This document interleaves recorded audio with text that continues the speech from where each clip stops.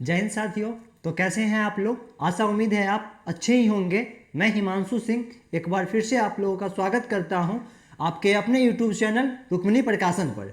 जैसा कि हम एसएससी एग्ज़ाम के लिए, एसएससी जीडी एग्ज़ाम के लिए मैथ का मॉक टेस्ट सॉल्व कर रहे हैं और सीख रहे हैं कि वाकई एग्ज़ाम में हम क्वेश्चन कैसे सॉल्व करें, कहाँ पे अपना समय बचाए, क्वेश्चन को किस अप्रोच से सॉल्व करें कि हमें कम समय लगे पेपर करने में। तो आते हैं और आज का सेट नंबर 11 है जिसका डिस्कशन आज के इस वीडियो में करेंगे। आपका फर्स्ट क्वेश्चन क्या है? एक बेलन की त्रिज्या और ऊंचाई क्रमशः किस अनुपात में है? 3 और 2 के अनुपात में है। त्रिज्या 21 सेंटीमीटर है तो बेलन का वक्र पृष्ठीय क्षेत्रफल बताइए। आप कहिएगा त्रिज्या और ऊंचाई का क्या अनुपात है? त्रिज्या बोले तो r और ऊंचाई बोले तो h, 3:2 है। अनुपात में त्रिज्या 3 है और रियल में त्रिज्या 21 है तो 3 का मान कितना है? आप कहिएगा 21 सेंटीमीटर है।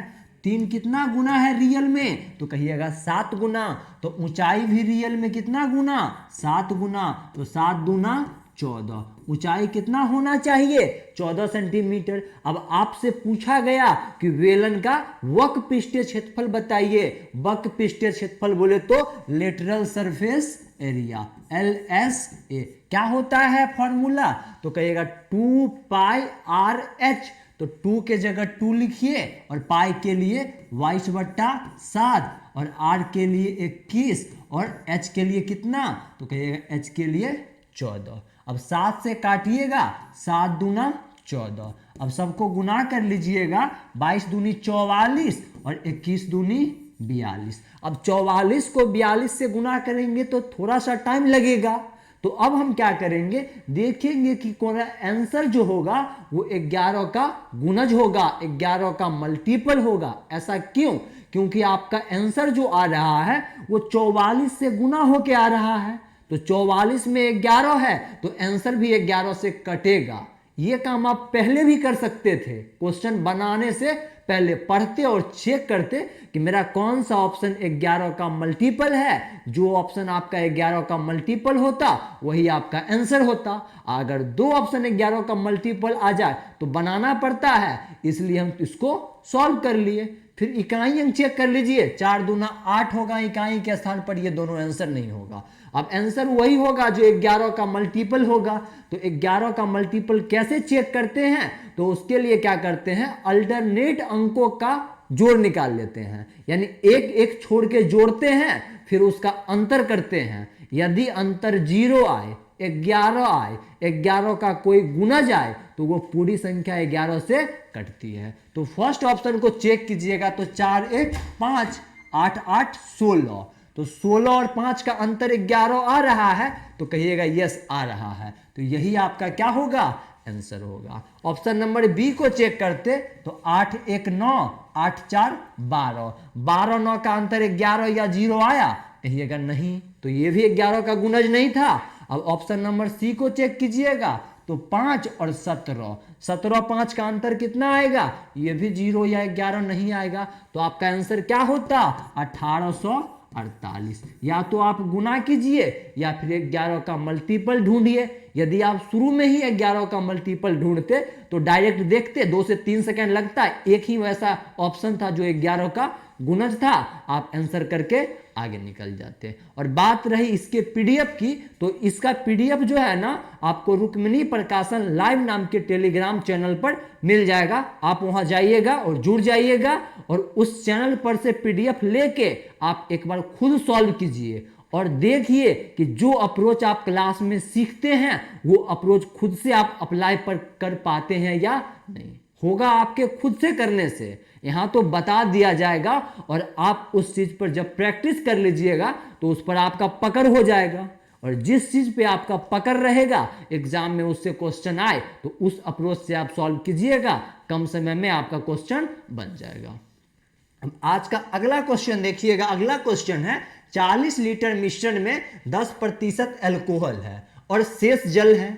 यदि इसमें 4 लीटर पानी मिला दिया जाए, 4 लीटर पानी मिला दिया जाए तो नए मिश्रण में अल्कोहल का प्रतिशत बताइए। आप ये बताइए, मिश्रण में पानी मिलाए ना, तो अल्कोहल पहले जितना होगा अल्कोहल अभी भी उतना होना चाहिए। होना चाहिए कि नहीं? मिश्रण में तो केवल पानी मिलाए, तो पानी मिलाने से अल्कोहल तो वही रहेगा जो पहले था और अभी बराबर होगा दोनों, तो दोनों को क्या करेंगे? बराबर कर लेंगे। तो पहले मिश्रण था 40 लीटर और इसमें कितना अल्कोहल था? आप कहिएगा 10% अल्कोहल था। अब मिश्रण कितना हो गया? तो 40 और प्लस में 4, क्योंकि 4 लीटर पानी मिलाए हैं तो मिश्रण अब आपका 44 हो गया। इसमें कितना अल्कोहल? वही आपसे पूछा गया। मान लेते हैं x%। दोनों केस में अल्कोहल का प्रतिशत बराबर होना चाहिए, तो दोनों को इक्वल कर दिए। अब 4 से काटिएगा ना तो यहाँ 11 हो जाएगा और यहाँ आपका 10 होगा। प्रतिशत से प्रतिशत भी कैंसिल, तो यहाँ क्या लिखिएगा? 100 और बराबर में 11x। फिर x बराबर निकालिएगा तो 100 बट्टा में 11, और 100 बट्टा 11 जो है ना वो आपका क्या है? 9.1/11। माने थे x को क्या? x प्रतिशत, तो x का मान निकाले, 9.1/11 आया और आंसर किस में देना है? प्रतिशत में देना है। तो कहाँ है 9.1/11? आपके ऑप्शन नंबर में क्या था? 9.1/11। अब आप अगला क्वेश्चन देखिएगा, क्वेश्चन नंबर 3 है। ये कहा गया है आर समान कीमत पर 2 कार खरीदता है, यानी 2 कार को समान मूल्य पर वो खरीदता है। वह एक कार को 12% के लाभ पर बेचता है और दूसरे कार को 8% की हानि पर बेचता है। उसके लाभ या हानि का कुल प्रतिशत ज्ञात कीजिए। अब खरीदता है तो CP यानी क्रय मूल्य, और बेचता होगा तो SP यानी विक्रय मूल्य। और पहला कार को 1 मान लेते हैं, दूसरा कार को 2 मान लेते हैं, और दोनों को समान मूल्य पर खरीदा है। पहला को भी 100 पर खरीदा, दूसरा को भी 100 पर खरीदा, और बेचते समय फर्स्ट को बेचा 12% लाभ पर और सेकेंड को बेचा 8% हानि पर। तो 12% लाभ पर बेचेगा तो कितना में बेच देगा? आप कहिएगा 112 में बेचेगा। सेकेंड को बेचा किस पर? 8% के हानि पर, तो कितना में बेचेगा? 92 में बेचेगा।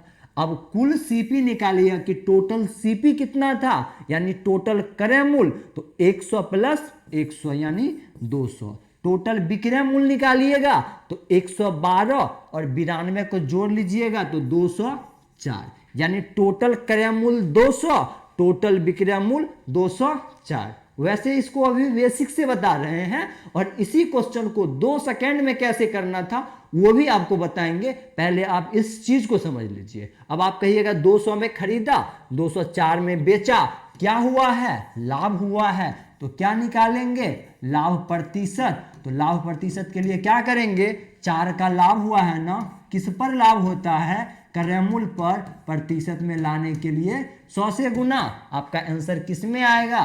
प्रतिशत में। 2% क्या होगा? तो लाभ होगा। कहाँ है 2% लाभ? ऑप्शन नंबर सी में। ये तो हो गया बाय प्रोसेस। अब एग्जाम में इसी क्वेश्चन को बनाना था, तो जब क्या कीजिए, जब 2 वस्तु का क्रय मूल्य समान हो, क्या हो? 2 वस्तु का क्रय मूल्य समान हो, एक पर लाभ हुआ हो, एक पर हानि हुआ हो, तो लाभ को प्लस करना है, हानि को माइनस करना है। तो 12 माइनस 8 दोनों को जोड़ लीजिए। लाभ में प्लस लिखिएगा तो प्लस 12 और माइनस 8, तो प्लस में बचा 4, और वस्तु 2 है तो 2 से भाग दे लीजिए। 4 में 2 से भाग दीजिएगा, 2% क्या आ जाएगा? लाभ आ जाएगा। 3 वस्तु का क्रय मूल्य समान हो तो 3 से भाग देना है, 4 वस्तु हो तो 4 से भाग देना है। लेकिन कब? जब प्रत्येक वस्तु का क्रय मूल्य क्या हो? समान हो। अब अगला क्वेश्चन देखिएगा। आपका अगला क्वेश्चन है, एक पुलिसकर्मी 600 मीटर की दूरी से, कितना दूरी से? 600 मीटर की दूरी से किसी चोर का पीछा करना प्रारंभ करता है। पुलिसकर्मी और चोर की चाल क्रमशः 12 किलोमीटर प्रति घंटा और 10 किलोमीटर प्रति घंटा है। चोर कितनी देर में पकड़ लिया जाएगा? अब चोर पुलिस के बीच दूरी कितना? 600 मीटर की दूरी है। चोर भी भाग रहा है, पुलिस उसका पीछा कर रहा है। वैसे चोर भागता है तो पुलिस का काम ही है पीछा करना। चोर किससे भाग रहा है? 10 किलोमीटर प्रति घंटा की चाल से, और पुलिस भाग रहा है 12 किलोमीटर प्रति घंटा की चाल से। तो जब इसको पकड़ने जाएगा ना, तो कितना दूरी तय करेगा ये दोनों? तो कहिएगा 600 दूरी को मैनेज करना है, वो पकड़ा जाएगा। अब चोर भाग रहा है 10 से, पुलिस भाग रहा है 12 से, तो इन दोनों के बीच चाल जो लगाएंगे वो सापेक्ष चाल लगाएंगे। क्यों? क्योंकि जब दोनों भाग रहा है तो 1 घंटा में 10 चोर भी भागा और 1 घंटा में 12 पुलिस भागा, तो 1 घंटा में वो 2 किलोमीटर दूरी को कवर करता है। तो सापेक्ष चाल निकालिएगा। कब? समान दिशा में। तो उनके चालों का क्या करना है? अंतर करना है। तो 12 और 10 का अंतर क्या होगा? 2। और ये किलोमीटर प्रति घंटा में आया चाल का अंतर, और दूरी मीटर में है, तो इसको भी 5/18 से गुना करके मीटर प्रति सेकेंड में बदल लेंगे। कितना समय लगेगा? तो t समय लगेगा। अब 5 दूनी 10, 10 से एक 0 आप काट लीजिएगा, यहाँ क्या बचेगा? 60, और उधर से 18 को लाइएगा गुना करके, उस साइड क्या बचा? t।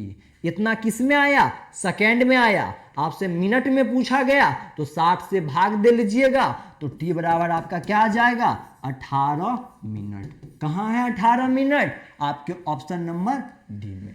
अब आप बताइए, क्या आपके कॉन्सेप्ट पर पकड़ होता तो ये क्वेश्चन केवल एक लाइन का था। फर्स्ट लाइन लिखते दूरी बराबर चाल गुने समय, दोनों समान दिशा में हैं तो चाल का अंतर लेंगे, जब दोनों अलग अलग दिशा में जा रहे हो तो चाल का योग लेंगे और गुने समय। फॉर्मूला वही लगा है, दूरी बराबर चाल गुने समय। अब अगला क्वेश्चन देखिएगा, आपका अगला क्वेश्चन है, एक कार्य को ए और बी मिलकर 12 दिनों में, बी और सी मिलकर 15 दिनों में, और सी और ए मिलकर 20 दिनों में पूरा कर सकते हैं। यदि सभी एक साथ कार्य करते हैं तो वे कितने दिनों में कार्य समाप्त कर देंगे? कहा गया ए बी काम करते हैं तो 12 दिन लेते हैं, बी सी काम करते हैं तो 15 दिन लेते हैं, और सी ए काम करता है तो 20 दिन लगता है। तो टोटल काम निकालेंगे तो इसको हम HCF LCM विधि से बनाएंगे, LCM विधि से। तो ए बी कितना दिन में? आप कहिएगा 12 डे लगता है, 12 डी लिख देते हैं। BC आते हैं करने तो BC को कितना? आप कहिएगा 15 दिन लग जाता है इनको काम करने में, दोनों मिलके करते हैं तो। और AC करते हैं ना तो इनको 20 दिन लग जाता है। अब टोटल काम निकालेंगे ना, तो टोटल काम के लिए इन सभी दिनों का क्या करना है? LCM लेना है। तो 12, 15, 20 का LCM 60, यानी टोटल कितना काम था? 60 काम था। और इन दोनों को 12 दिन लगा है, तो ये लोग प्रत्येक दिन किस क्षमता से काम करते होंगे? 5 के क्षमता से। और BC किस क्षमता से? 4 की क्षमता से। और ये लोग 3 के क्षमता से। कैसे? अब सभी क्षमता को आप जोड़िएगा तो 5, 4, 9, 3, 12। और इस साइड कौन कौन है? तो आप कहिएगा 2 बार A आएगा, 2 बार B आएगा, 2 बार C आएगा, यानी 2A, 2B, 2C का क्षमता कितना होगा? 12 होगा। सभी को जोड़ लिए तो। और A plus B plus C का क्षमता निकालेंगे तो 2 कॉमन लेके 2 से भाग दे लेंगे, यानी 6 होगा क्षमता। इस चीज को माइंड में करना है, यहां लिखना नहीं है कि 2A, 2B, 2C का क्षमता 12 है तो A plus B plus C का क्षमता 6 होगा। और पूछा गया जब तीनों साथ में काम करेंगे तो कितना समय लेंगे? तो तीनों साथ में काम करेंगे तो क्षमता कितना था? आप कहिएगा 6 क्षमता से काम करेंगे। काम कितना है? कहिएगा 60 काम है। किस क्षमता से? 6 क्षमता से, यानी प्रत्येक दिन 6 काम करेंगे तो कितना समय लगेगा? 10 दिन लग जाएगा। कहाँ है 10 दिन? आपके ऑप्शन नंबर डी में क्या था? 10 दिन। अब अगला क्वेश्चन देखिएगा, क्वेश्चन नंबर 6 है, चक्रवृद्धि ब्याज का क्वेश्चन है। अगर कॉन्सेप्ट जानते ना तो ये केवल 2 सेकंड का क्वेश्चन था, देखते पढ़ते और टिक करके आगे बढ़ जाते। क्वेश्चन कहा गया, एक धनराशि चक्रवृद्धि ब्याज की दर से 10 वर्षों में स्वतः की 2 गुनी हो जाती है, उसी ब्याज दर पर वह कितने वर्षों में 4 गुनी होगी? तो आपका आंसर है 20 वर्ष। अब कहिएगा कैसे? तो इस टाइप के प्रश्न में गुना गुनी जो भी बोले ना उसको बाईं साइड, और जितना समय बोले ना उसको दाईं साइड रखिए। तो कितना गुना कहा है? 2 गुना। तो 2 गुना को लिख सकते हैं ना 2 का पावर 1, यानी 2 का पावर 1 होने में कितना समय लगा? आप कहिएगा 10 वर्ष। और आपसे क्या पूछा गया? 4 गुनी होना है। तो 4 गुनी को आप क्या लिख सकते हैं, 2 का पावर 2, यानी ये 4 ही है ना, ये तो 4 ही रहेगा ना। इस 4 को क्या लिख सकते थे, 2 का पावर 2, इस 4 को, यानी 4 गुनी होने में, ये गुनी है, इस साइड जो भी रहेगा ना इसको समझिएगा 2 गुनी। एक सेकंड थोड़ा सा आपको लिख ही देते हैं, यहाँ क्या कहा गया है, 2 गुनी। 2 गुनी होने में कितना समय लगा, तो 10 वर्ष, और 2 का पावर 2 बोले तो 4 गुनी। 4 गुनी होने में कितना समय लगेगा ये आपको निकालना है। यहाँ 2 का पावर 1 था और यहाँ 2 का पावर 2 हो गया, तो इधर पावर जितना गुना हुआ उधर आप समय में उतना से गुना कर दीजिए, आपका आंसर क्या आ जाएगा, 20 वर्ष। हमेशा ध्यान ये रखना है कि आपको बाईं साइड गुना गुनी को रखना है और दाईं साइड समय को रखना है। गुना गुनी के साइड पावर जितना गुना बढ़ेगा समय में उतना से गुना कर देंगे। वही आपसे पूछा जाता 8 गुनी होने में कितना समय लगेगा, तो 2 का पावर 1 होने में 10 वर्ष, और 8 को लिख सकते हैं 2 का पावर 3, तो पावर में 3 गुना हुआ तो 10 में भी 3 से गुना कर देते, तब आंसर होता 30 वर्ष। 8 गुनी होने में कितना समय लगता, 30 वर्ष। ऐसे आप कॉन्सेप्ट केवल ध्यान रखिएगा। अब अगला क्वेश्चन देखिएगा। अगला क्वेश्चन है आपका, एक कुर्सी का अंकित मूल्य 5000 रुपये था, दुकानदार इसे 20% की छूट पर दे रहा था, लेकिन आगे सौदेबाजी करने पर एक क्रमागत छूट देने पर सहमत हुआ और अंत में कुर्सी 3600 रुपया में बेच दिया। दुकानदार द्वारा दी जाने वाली दूसरी छूट क्या थी। अब अंकित मूल्य वो रखा था कितना, 5000। वो खुद बोल रहा था कि इस पर आपको 20% छूट देंगे, लेकिन वो ग्राहक जो था वो सौदेबाजी करने लगा, बोला ना थोड़ा और छोड़िए तभी सामान को लेंगे, तो बोला ठीक है थोड़ा और छूट दे के आपको हम 3600 में दे दिए। तो आपसे ये पूछा गया कि वो जो थोड़ा और छूट मिला वो छूट कितना प्रतिशत का मिला था। तो सबसे पहले अंकित मूल्य कितना है, आप कहिएगा अंकित मूल्य को हम MP लिखते हैं, है आपका 5000, और इस 5000 में वो अपने मन से 20% छूट देना चाह रहा था, तो 20% छूट देगा तो इसके 80% पर देगा, और 80% का फ्रैक्शन वैल्यू 4/5, यानी 5000 के 4/5 पर देगा, तो कितना में दे रहा था, 4000 में। वो 4000 में दे रहा था, लेकिन हम यहां से सौदाबाजी करके और छूट ले लिए, कितना में ले लिए हैं, 3600 में ले लिए। तो 4000 में देता, लेकिन हम ले लिए 3600 में, तो कितना का छूट लिए, आप कहिएगा 400 और छूट ले लिए। किस दाम पर 400 छूट लिए, तो 4000 पर लिए। अब आपको क्या निकालना है, छूट प्रतिशत निकालना है। तो छूट प्रतिशत के लिए क्या करेंगे, छूट प्रतिशत के लिए 400 का छूट लिए, और छूट किस पर लिए हैं, 4000 पर लिए हैं, और प्रतिशत में लाने के लिए 100 से गुना। इसको सॉल्व कर लीजिएगा तो आपका क्या आंसर आने वाला है, 10%। कहाँ है 10%, ऑप्शन नंबर ए में क्या था, 10%। वैसे भी अगर आपका कैलकुलेशन फास्ट होता तो आप देखते 4000 पर 400 का छूट है, मतलब उसका 10% है, डायरेक्ट 10% करके आंसर निकाल लेते हैं। अब अगला क्वेश्चन देखिएगा, क्वेश्चन नंबर 8 है, एक महिला क्रय मूल्य पर 20% लाभ पर चीनी बेचने का दावा करती है। कहती है कि क्रय मूल्य से 20% लाभ पर चीनी बेचेंगे, यानी उसको 20% लाभ होगा। फिर आगे कहा गया, और वास्तविक माप में 30% कम वजन का उपयोग करती है, उसका लाभ प्रतिशत बताइए। इसको दोनों केस में लाभ हुआ, एक तो क्रय मूल्य से 20% लाभ पर बेची है तो उसको 20% लाभ, और वजन में 30% कम तौली है, देना ज्यादा था वो कम दी है, तो वजन में कम देने के कारण भी उसको लाभ हुआ। और आपको कहा गया था जब बेईमान दुकानदार और इस टाइप का प्रश्न आए तो आपको यह ध्यान रखना है कि किस किस केस में लाभ हुआ हो। रेशियो मेथड से रेशियो बनाना है, जिस केस में लाभ हुआ हो वहां रेशियो कम से ज्यादा, कम से ज्यादा। तो सबसे पहले आप 20% लाभ का ना प्रतिशत में बदल के लाभ निकालिए। तो 20% का फ्रैक्शन 1/5 है, और हुआ क्या है, लाभ हुआ है, तो रेशियो क्या बनाएंगे, 6 से 5। और आगे वो 30% कम तौला है, कम तौला फिर भी उसको लाभ हुआ, तो 30% का मान 3/10, और उसको लाभ हुआ है ये कम तोला था तो घटा के लिखेंगे 7/10। ये तो हुआ आपका क्या कि लाभ जब हुआ और जब उसको कम तोला तब का फ्रैक्शन बना लिए।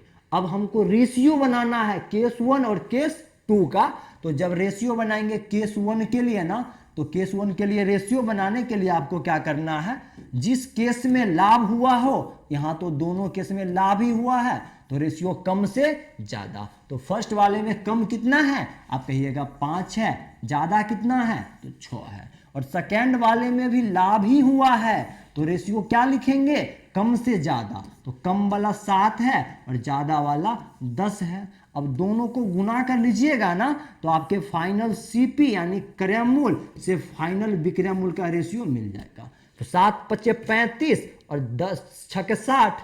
35-60 को आप काट लीजिएगा तो आपका रेशियो क्या बन के आएगा, आप कहिएगा 7:12। तो 7 का सामान 12 में बिका तो कितना का लाभ, तो आप लाभ प्रतिशत निकालिएगा। तो कहिएगा लाभ प्रतिशत के लिए 5 का लाभ हुआ है ना, कितना का लाभ, 5 का, किस पर, 7 पर। आप प्रतिशत में लाने के लिए 100 से गुना।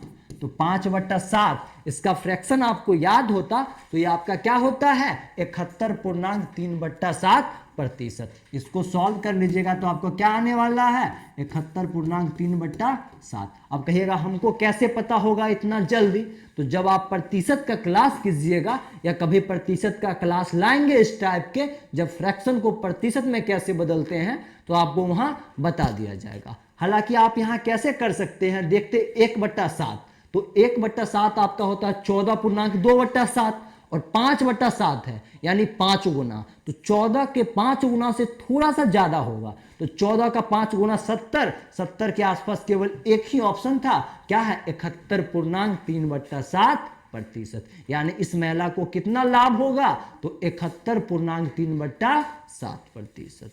अब अपने अगले क्वेश्चन की ओर चलते हैं। अगला क्वेश्चन इलेक्शन से रिलेटेड है। कहा गया एक पंचायत चुनाव में 2 उम्मीदवार ए और बी थे। उम्मीदवार ए को कितना मत मिला है, 42% मत मिले, और बी से इतना मतों से हार गया। वह बी से 8,000 मतों से हार गया है। मतों की कुल संख्या बताइए।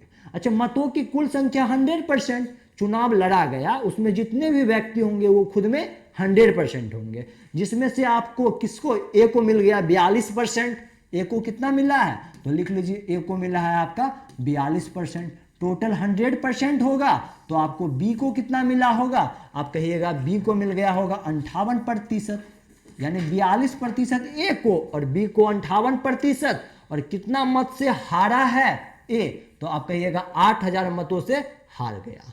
वह बी से 8,000 मतों से हार गया है, तो रियल में कितना मत से हारा, तो आप कहिएगा 8,000 मत से। और प्रतिशत में कितना से हारा, तो कहिएगा 16% से। यानी इन दोनों का अंतर क्या है, 16%। तो 16% किसके बराबर है, आप कहिएगा 8,000। तो 1% निकालना हो, दोनों साइड 16 से भाग दे लीजिए। 16 से भाग दे लीजिएगा तो 1% का मान 500। पूछा गया कुल मतों की संख्या बताइए, तो कुल मत तो 100%। तो अब दोनों साइड 100 से गुना कर लीजिए, तो 100% आपका कितना आ जाएगा, 50,000। कहाँ है 50,000, आपके ऑप्शन नंबर ए में क्या था, 50,000। यानी कुल मतों की संख्या कितना था, आपका 50,000 था। अगला क्वेश्चन देखिएगा, क्वेश्चन नंबर 10 है। यह भी चक्रवृद्धि ब्याज का क्वेश्चन है और इस टाइप का प्रश्न हर एक एग्जाम में आता है। वैसा कोई एग्जाम नहीं होगा जहां ये प्रश्न आता नहीं है, और प्रश्न सिंपल है। अगर आप इसका कॉन्सेप्ट थोड़ा सा मालूम हो तो आप 5-6 सेकंड में इस क्वेश्चन को कर लीजिएगा। हालांकि इसका बेसिक क्या है वो भी देखेंगे और कैसे कम समय में एग्जाम में सॉल्व करेंगे वो भी सीखेंगे। तो क्वेश्चन कहा गया, एक निश्चित धनराशि वार्षिक रूप से चक्रवृद्धि किए जाने वाले चक्रवृद्धि ब्याज पर 3 वर्षों में स्वयं का 216/125 गुनी हो जाती है। ब्याज की दर बताइए। सबसे पहले ये क्वेश्चन ये कहा कि एक अमाउंट है ना, वो 3 साल में अपने प्रिंसिपल का यानी पी का 216/125 गुनी हो जाती है। ये क्वेश्चन में कहा गया। और आप अमाउंट का एक फॉर्मूला जानते हैं ना, कि अमाउंट बराबर CI में फॉर्मूला होता है P into 1 plus R by कितना 100, और पावर में क्या करते हैं टी करते हैं। ये फॉर्मूला है। आप अमाउंट के जगह लिख दीजिएगा P गुने 216 बट्टा 125, तो P से P आपका कट जाएगा, T के जगह 3 लिखिएगा, R का मान निकाल लीजिएगा। ये तो बेसिक वाला तरीका। यही क्वेश्चन एग्जाम में कैसे करते, तो एग्जाम में डायरेक्ट आपको रेशियो बनाना है प्रिंसिपल से किसका, अमाउंट का। आप प्रिंसिपल से अमाउंट का रेशियो बनाइएगा तो 3 साल के लिए क्या रेशियो है, आप कहिएगा प्रिंसिपल अगर 125 है तो अमाउंट कितना हो जाएगा, यानी मिश्रधन कितना, तो 216। ये 3 वर्ष के लिए है। अब हमको 1 ईयर में आना है, 1 ईयर में आना है, तो इसका क्यू रूट करेंगे। 1 साल से 3 साल में जाने के लिए क्यू करते हैं, और 3 साल से 1 साल में आने के लिए क्यू रूट करते हैं। तो जब 125 का क्यू रूट निकालिएगा तो 5, और 216 का क्यू रूट निकालिएगा तो 6। अब 1 साल में 5 से 6 का रेशियो है, यानी 1 साल के लिए 5 रुपया होगा ना, तो वो 6 रुपया बन जाएगा मिश्रधन। प्रिंसिपल यदि 5 तो मिश्रधन 6, तो ब्याज कितना मिला 1 रुपया, किस पर, 5 पर, तो 1/5 गुने 100 आपका क्या हो जाएगा 20%। रेट जो निकालते हैं हमेशा 1 साल के लिए निकालते हैं, तो आपको 3 साल से 1 साल में बदल लेना था, क्यू रूट करके 5 से 6 है, कितना का ब्याज मिला, आप कहिएगा 1 का ब्याज मिला है। अब दर प्रतिशत निकालिएगा, दर प्रतिशत, तो उसके लिए आपको क्या करना है, दर प्रतिशत निकालने जाइएगा, तो 1 रुपया ब्याज मिला 5 पर, प्रतिशत में लाने के लिए 100 से गुना, आपका आंसर क्या आ जाएगा 20%। ऑप्शन नंबर डी में क्या था 20%। अब अगला क्वेश्चन देखिएगा, क्वेश्चन नंबर 11। ये कहा गया एक वस्तु की कीमत में 8% की कमी हुई। पहले 8% की कमी हुई और फिर 12% की वृद्धि हुई। कीमत में लगभग प्रभावी परिवर्तन प्रतिशत ज्ञात करें। जब भी इस टाइप का प्रश्न आए ना कि एक बार कमी हो और एक बार वृद्धि हो, तो आपको एक फॉर्मूला ध्यान रखना है रियल परिवर्तन के लिए, यानी फाइनल में उसमें कितना चेंजिंग आया, तो उसके लिए फॉर्मूला है परिवर्तन प्रतिशत के लिए। किसके लिए, परिवर्तन प्रतिशत के लिए। परिवर्तन प्रतिशत के लिए आपका फॉर्मूला ए प्लस बी। ये फॉर्मूला से आप अच्छे से परिचित होंगे, ए प्लस बी और प्लस में ए गुने बी बट्टा में 100। ये आंसर आपका किस में आएगा, प्रतिशत में। और यहाँ ध्यान ये रखना है कि जहाँ कमी हो वहाँ माइनस, तो पहले में 8 की कमी, दूसरा में 12 की वृद्धि, फिर प्लस। अब एक जगह तो -8 लिखना होगा, तो -8 और गुना में 12 और बट्टा में क्या लिखिएगा 100। आंसर आपका प्रतिशत में आएगा। अब इसको थोड़ा सा सॉल्व कीजिएगा, तो -8 प्लस में 12, तो आपका ये प्लस में 4 होगा, ये प्लस वो माइनस, तो ये माइनस हो जाएगा। 12 8 96 बट्टा में 100, तो आप किसको क्या लिखिएगा 0.96। आंसर प्रतिशत में आएगा। अब 4 में से 0.96 को घटाइएगा तो आंसर क्या आएगा, आप कहिएगा 3.04। तो लगभग में पूछा गया, तो लगभग में कौन है, आपका ऑप्शन नंबर बी में क्या था 3%। आंसर आता एक्यूरेट, आप आंसर अगर निकालते तो एक्यूरेट आपका आंसर आएगा 3.04%। ये लगभग किसके पास है, तो 3 के पास है, तो आंसर क्या करना है 3%। अब अगला क्वेश्चन देखिएगा, क्वेश्चन नंबर 12 है। ये रेस का प्रश्न है, और इस प्रश्न को समझ गए तो ये बहुत सिंपल प्रश्न है। वैसे पढ़िएगा तो लगेगा थोड़ा टफ है, लेकिन ये बहुत सिंपल है यदि आप इसके कॉन्सेप्ट को समझ जाते हैं तब। इसका कॉन्सेप्ट क्या है वो सीखते हैं। क्वेश्चन कहा गया ए 4 मिनट में 1 किलोमीटर दौड़ सकता है और बी उतनी ही दूरी 4 मिनट 10 सेकेंड में तय कर सकता है। 1 किलोमीटर की दौड़ में ए बी को कितना दूरी से हरा देगा। यानी 1 किलोमीटर दूर जाने में ना ए को लगता है कितना समय 4 मिनट, और बी को लगता है 4 मिनट 10 सेकेंड, यानी बी 10 सेकेंड से हारता है। बी 10 सेकेंड में जितना दूरी तय किया ना उतना ही दूरी से वो हारा होगा। वो 4 मिनट में पहुंच जाता तो दोनों सेम समय में पहुंचता, लेकिन ए 4 मिनट में और बी को लगता है 4 मिनट 10 सेकेंड, तो वो 10 सेकेंड से हारा। तो वो 10 सेकेंड में कितना दूरी तय किया वो पता कर लेंगे। तो कैसे पता करेंगे? तो वो तो 4 मिनट 10 सेकेंड यानी 250 सेकेंड, 4 मिनट को सेकेंड में बदल लीजिएगा, 60 से गुना करके तो 240 सेकेंड और प्लस में 10 सेकेंड। कौन? तो बी। तो बी जो है ना 250 सेकेंड में यानी 250 सेकेंड में कितना दूरी जाता है? 1 किलोमीटर को 1000 मीटर लिख सकते हैं। अब 1 सेकेंड में निकालेंगे, 1 सेकेंड में निकालेंगे तो दोनों साइड 250 से भाग दे लेंगे तो 4 मीटर। अब वो हारा है 10 सेकेंड से, तो अब 10 सेकेंड का मान निकालेंगे तो दोनों साइड 10 से गुना कर लेंगे तो आपका आंसर क्या आने वाला है?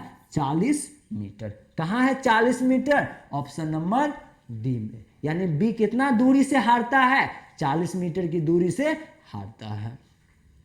अब अगला क्वेश्चन देखिएगा, क्वेश्चन नंबर 13। ये कहा गया एक बेलनाकार बर्तन की त्रिज्या 50% बढ़ा दी जाती है और ऊंचाई 50% कम कर दी जाती है। इसके आयतन में कितना प्रतिशत परिवर्तन होगा? यानी आयतन में जो परिवर्तन होगा वो क्या होगा? तो इसको बेसिक से करने जाइएगा ना तो 2 पेज का सलूशन है। अब 2 पेज का सलूशन एग्जाम में तो संभव है नहीं, तो इसको हम कैसे करेंगे? रेशियो मेथड से करेंगे। पूछा गया आयतन में, तो आयतन किस पर डिपेंड करता है बेलन का? तो आप कहिएगा पाई आर स्क्वायर एच। आयतन पाई आर स्क्वायर एच है। रेशियो लेंगे तो पाई से पाई कटेगा, केवल त्रिज्या पर यानी त्रिज्या के स्क्वायर गुने ऊंचाई पर डिपेंड करेगा। तो सबसे पहले त्रिज्या का रेशियो निकालिए, पहले बेलन यानी पहले बेलन का और दूसरे बेलन का। तो पहला बेलन कौन है? जो पहले त्रिज्या होगा वो पहला बेलन, उसमें 50% वृद्धि कर दिए तो नया बेलन बन जाएगा। तो त्रिज्या का क्या रेशियो है? आप कहिएगा त्रिज्या का जो रेशियो है ना 50% वृद्धि हुआ तो पहले 2 होगा ना तो अब 3 हो गया होगा। 2 से 3 होगा तो कितना वृद्धि? 50%। और ऊंचाई के साथ क्या हुआ? तो आप कहिएगा ऊंचाई के साथ 50% कमी हुआ, यानी पहले 2 होगा तो अभी क्या हो गया? 1 हो गया। अब आयतन का रेशियो निकालिएगा तो आयतन को भी से सूचित करते हैं यानी वॉल्यूम का रेशियो। तो बेलन का आयतन का रेशियो निकालिएगा, पाई से पाई तो कटना है, पाई से पाई कटेगा और डिपेंड किस पे करेगा? त्रिज्या का स्क्वायर गुने ऊंचाई। तो त्रिज्या पहले के लिए 2 है तो त्रिज्या का स्क्वायर करेंगे तो 2 दूना 4 और ऊंचाई भी 2 है, कितना आ जाएगा पहले के लिए? 8। और दूसरे बेलन के लिए निकालिएगा तो त्रिज्या का स्क्वायर कीजिएगा तो 9, ऊंचाई 1 है, 1 से गुना कीजिएगा तो 9, यानी आयतन 8 से कितना हुआ? 9 हुआ। तो वृद्धि हुआ कितना का? 1 का वृद्धि हुआ। किस पर? 8 पर। तो 1 का वृद्धि जब 8 पर हो ना तो 12.5% में वृद्धि आएगा। अब रियल में निकालने जाएंगे वृद्धि प्रतिशत, तो कैसे निकालेंगे? आपका वृद्धि प्रतिशत, तो आप कहिएगा 1 का वृद्धि है किस पर? 8 पर। 1 का 8 पर प्रतिशत में लाने के लिए 100 से गुना। और 1/8 का फ्रैक्शन याद होता तो आप डायरेक्ट क्या कह देते? 12.5% का क्या है? वृद्धि है। वैसे सॉल्व भी कीजिएगा 100/8 को तो 12.5% आपका आंसर आ जाएगा। और कैसे उसको याद रखें, वो भिन्न को प्रतिशत में कैसे बदलते हैं और जल्दी एग्जाम में कैसे करते हैं, आपके एग्जाम से पहले जब प्रतिशत का क्लास लाएंगे तो उसमें आपको संपूर्ण चीज कैसे किया जाता है सारा सिखा देंगे। अब आप अपना अगला क्वेश्चन देखिएगा, क्वेश्चन नंबर 14 है 60 ग्राम की मिश्र धातु में सोना और तांबा का क्या अनुपात है? 2 और 1 है। अनुपात को 1 और 2 बनाने के लिए इसमें और कितना तांबा मिलाना जाना चाहिए? यानी पहले 60 ग्राम के मिश्र धातु में सोना और तांबा का जो अनुपात है आपका AU और आपका क्या है? CU किस अनुपात में है? आप कहिएगा 2 और 1 के अनुपात में है। इसमें कितना तांबा मिलाया जाना चाहिए कि ये अनुपात कितना हो जाए? 1 और 2 हो जाए। अब आप ये बताइए, इसमें तांबा मिलाए हैं ना तो सोना पहले 2 था तो सोना अभी भी 2 होना चाहिए। तो ये 1-2 अनुपात है ना, इसको अपने मन से इसमें 2 से गुना करके इसको 2-4 बोल सकते हैं ना, कहिएगा यस बोल सकते हैं। तो अब ये 1-2 ना लिख के आप यहाँ 2-4 लिखिए। आप कहिएगा ऐसा क्यों किए? क्योंकि हम इसमें मिलाए थे तांबा, तो सोना बराबर होना चाहिए। तो सोना यहाँ भी 2 है, यहाँ भी 2, बनाने के लिए इस अनुपात को हम क्या किए, बराबर कर लिए। किसको, तो सोना को। अब तांबा देखिए पहले 1 था, तांबा अभी 4 है, तो कितना का वृद्धि हुआ तांबा में, आप कहिएगा +3 का वृद्धि हुआ, यानी प्लस में 3 यूनिट हो गया तांबा।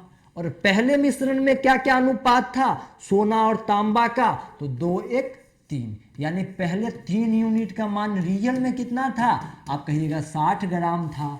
तो अभी भी 3 यूनिट मिलाए तो 3 यूनिट का मान क्या हो जाएगा, 60 ही ग्राम होगा।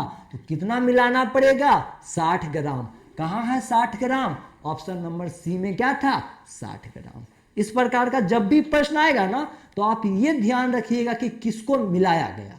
अब जिसको मिलाया गया उसको छोड़ दीजिए, बाकी जो बचा है उसको बराबर कीजिए। अब क्यों बराबर करेंगे, क्योंकि उसको मिलाए नहीं। अब उसको मिलाए नहीं तो वो बराबर होना चाहिए, बराबर कर लेंगे और आसानी से क्वेश्चन को बना के कम समय में क्वेश्चन कर लेंगे। अब यही क्वेश्चन आपका है, इसको ऑप्शन से बना लेंगे। क्वेश्चन कहा गया 3, 12, 24 और 36 से विभाज्य 3 अंकों की सबसे बड़ी संख्या ज्ञात कीजिए। अब कोई 36 से विभाजित है, 24 से विभाजित है, तो 36 से विभाजित होने के कारण वो 9 से भी विभाजित होगी। तो आप ऑप्शन को चेक कीजिएगा ना, तो आपका ऑप्शन नंबर ए 9 से विभाजित नहीं है और ऑप्शन नंबर डी भी 9 से विभाजित नहीं है। कहिएगा कैसे चेक करेंगे, तो जिन संख्या के अंकों का योग 9 से विभाजित नहीं होता वो पूरी संख्या 9 से विभाजित नहीं होती। अब ऑप्शन को चेक कीजिएगा, फर्स्ट ऑप्शन में 21 है अंकों का योग, 21 9 से विभाजित नहीं है, तो ये पूरी संख्या 9 से विभाजित नहीं होगी। उसी प्रकार ऑप्शन नंबर डी भी आपका 9 से विभाजित नहीं था।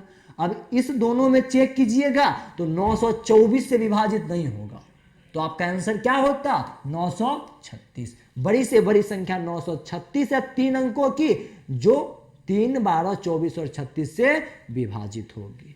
अब अगला क्वेश्चन देखिएगा, क्वेश्चन नंबर 16 है टाइम एंड वर्क का। सीधा एक फॉर्मूला होता है एमडीएच फॉर्मूला, एमडीएच फॉर्मूला से इस क्वेश्चन को बना लेते हैं। क्वेश्चन कहा गया है 14 पुरुष 5 दिन में 55 मीटर लंबी दीवार बना सकते हैं, 21 पुरुष 4 दिन में वह दीवार कितने मीटर लंबी बना सकते हैं। तो इसका एक फॉर्मूला क्या है, M1 D1 और H1। फॉर्मूला है M1 D1 H1, M1 D1 H1 और बट्टा में आपका क्या लिखना है, W1, यानी पहले कितना काम करते हैं, बराबर में M2 D2 H2 और बट्टा में W2। तो पहले कितना आदमी है, M बोले तो आदमी और D बोले तो दिन और H बोले तो कितना घंटा काम करते हैं। तो कहिएगा 14 आदमी हैं और 5 दिन में करते हैं, घंटा के बारे में नहीं दिया तो छोड़ दीजिए। कितना काम करते हैं, W1, तो कहिएगा 55 काम करते हैं, 55 मीटर लंबा दीवार बनाते हैं। आगे कहा गया 21 पुरुष है, यानी आदमी 21 है, कितना दिन में, तो 4 दिन में। समय नहीं मालूम, काम W2 का मान आपको क्या करना है, निकालना है। अब 21 को 4 से गुना कीजिएगा तो 84 होगा ना, और 84 को 14 से काट लीजिएगा 6 बार में। अब 5 से इसको काटिएगा तो 11 और W2 यहाँ कुछ नहीं है तो 1 है।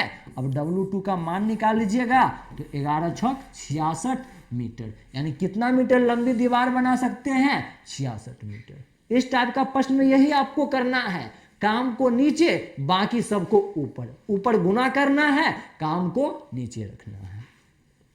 अब अगला क्वेश्चन देखिएगा, क्वेश्चन नंबर 17 है बोर्ड मास का। ये प्रश्न जब भी आए ना तो आप मौखिक कीजिए, और आप यदि मौखिक कर पाते हैं तो समझिए कि हम सिलेक्शन के करीब है। अब कुछ ही समय बाद हम सिलेक्ट हो जाएंगे। अब मौखिक क्वेश्चन करने आएंगे तो क्या कहा गया, 42 में भाग दीजिएगा 2 से तो 21 होगा, तो लिख लीजिए 21 और प्लस में क्या लिखिएगा 3m, और माइनस में 22 में 11 से भाग दीजिएगा तो -2 और प्लस में आपका 3 है, तो यहाँ प्लस में क्या बचेगा 1, बराबर में आपका 28 हो जाएगा। 21 1 22 और 22 को उधर ले जाके 28 से घटाइएगा तो 3m बराबर आपका क्या बचेगा 6 बचेगा। तो m का मान कितना निकलेगा 2 निकलेगा। कहाँ है 2, ऑप्शन नंबर डी में, ऐसे क्वेश्चन को कर लेना है, देखना है और देख के कर लेना है। ये नहीं कि अब स्टेप बाय स्टेप एग्जाम में जाके लिखने लगे।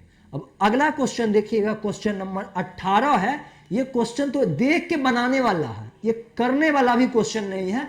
कहा गया एक बस 60 मिनट में 72 किलोमीटर की दूरी तय करती है, बस की चाल किलोमीटर प्रति घंटा में। तो आपका आंसर क्या होगा? 72 किलोमीटर प्रति घंटा। अब कहिएगा कैसे? तो चाल का क्या डिफिनेशन है? इकाई समय में तय की गई दूरी को चाल कहते हैं।